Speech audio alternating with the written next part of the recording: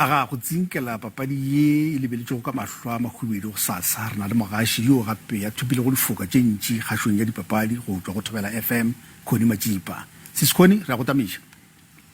Thobela ke dumedisa le ba bogoi ko gae bobedi dihlopha tše tša Soweto ga di name di šoma gabotse dipapading tša tsona mono gae na ge o lebeletše go sasa gona ba tla go tša mollo wa tloga o tuka ke nyaka gore re lebelele go nna sehlopha sa Kaizer Chiefs mo e le gore mohlahli Stuart Baxter ba thekgi ga khotsofale ka tsela e le gore sehlopha se ka gona ga ba khotsofale ka style sa gae mo e le goreng ba korana ka papadi ya helicopter ga a re ka papadi ya helicopter o lebela maemo a rena re le ama coast re mo maemong a boraro mo lokong le lebele sehlopha sa Orlando Pirates ba mo maemong a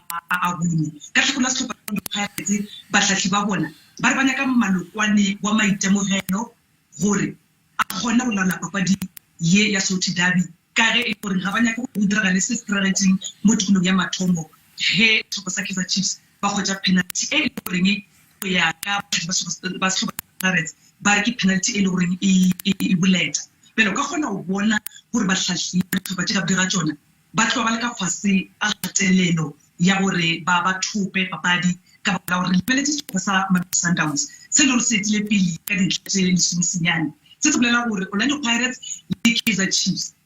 ba ya go tlotla maemo a bobedi a e le goreng he e nngwe di tshwara e ka shuma ga botse ba tla emela Africa mo papading tša CAF Champions League re sa le tsene ganong a ka ke re shedi ga go le tlabe le go ba swara dino ba dihlopha tše pedi tše a nna maitemogelo a bona a ka ba thuša kudu Brandon Peterson wa Kaizer Chiefs yo a thomile go bonala papading ya sejana sa Carling Black Label ga Brandon Peterson ke radino e le gore o bontse bokgoni ka ge a ile a thuša sehlopha sa Kaizer Chiefs gore ba thupe papadi ka thawa di penalty le ge sehlopha sa Kaizer Chiefs ba itusetša second round ya papadi tša league ka go la Cape Town wile a bontšha mohlahli Stuart Baxter gore yena ga a tla mo sehlopha sa Kaizer Chiefs go tlo dula bankeng o ithutile ka boradino ba go feta ba go tshwana le Riek Pieterse bo Connie Matjipa bo Thelang Ngobeni ba e le gore ba fete nako e telele ba sa ralo mo sehlopha sa Kaizer Chiefs pele o yena ga a nyake go tshwana le bona o nyaka gore ge ba mfa sebaka a se tshwarelele ebile ga a nyake go raloka ge fela Daniel Ekpe le Dumelo Khune ba bobedi o nyaka go raloka ba ntse ba le gona ge re ka motlhokola sehlopha sa Orlando Pirates se a boka mpotšana ke o mongwe wa boradino ba le goreng o le maitemogelo a o raloka mo dipapading ka boripana seskoneng ke o hlatholele babogedi ba rena ka ga CAF Champions League le Confederations Cup Africa borwa file maemo a gore mo dipapading tša CAF Champions League ba be le ditlhopha tše pedi ka mo dipapading tša CAF Confederations Cup ba be le ditlhopha tše pedi ke na tshepa gore Africa borwa ditlhopha tša rena ba setse ba tsebe gore ga re nyaka go loba maemo a go ba ditlhopha tše pedi ka go